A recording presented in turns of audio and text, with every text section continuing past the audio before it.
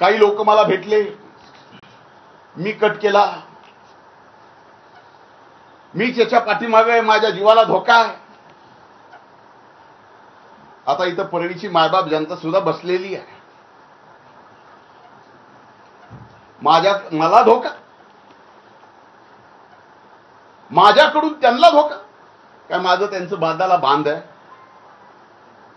माझं आणि त्यांचं वैर काय?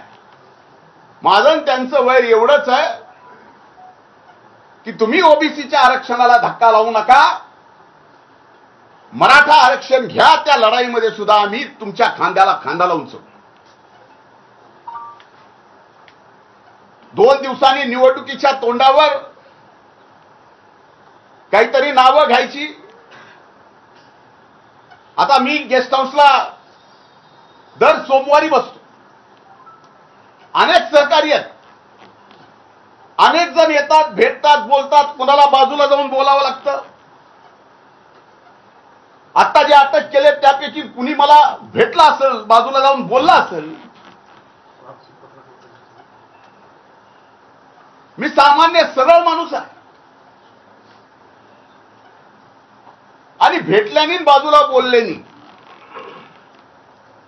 मला कळत नाही ह्याच्यात कुणी कसला कट रचला जातो का. त्यांना पाठवून, ते त्यांचेच कार्यकर्ते आहेत ना.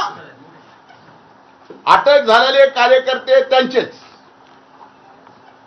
बोलणारे कार्यकर्ते त्यांचेच, कबुली जबाब देणारे कार्यकर्ते त्यांचेच, आणि आरोप मात्र पूर्ण माझ्यावर करतात. आणि अशा बाबतीत कट करण्याचं म्हणजे कम्प्लिटली मला माझ्या जीवनामध्ये एक मर्डरर म्हणून माझी इमेज अशा पद्धतीची ते तयार करतायत. याला कारण अनेक आहे. कारण मी एका सभेत दिलेले 2 समोर त्यांच्या प्रश्न उपस्थित केलेले, त्यांना स्टेजवर एकत्र येऊन बोलायची त्यांची तयारी.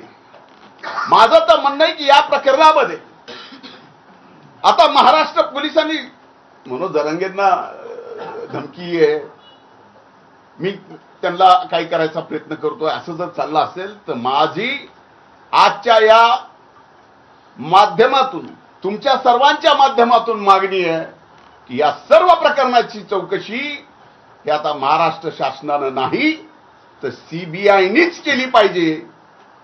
आणि याच्या पलीकडे जाऊन सांगतो, तर माझ्या मनात जरी असं पाप आलं असेल, कुणाला मारायचं, कुणाला थापड मारायची, की आणखीन कुणाला काही करायचं, तर माझी ब्रेन मॅपिंग करा. माझ्या ब्रेन मॅपिंग सोबत जरांगेची करा, जे आता आरोपी पकडलेत त्यांचीही करा, आणि ब्रेन मॅपिंग सोबत नार्को टेस्ट सुद्धा करा. कोर्टाची अडचण येत असेल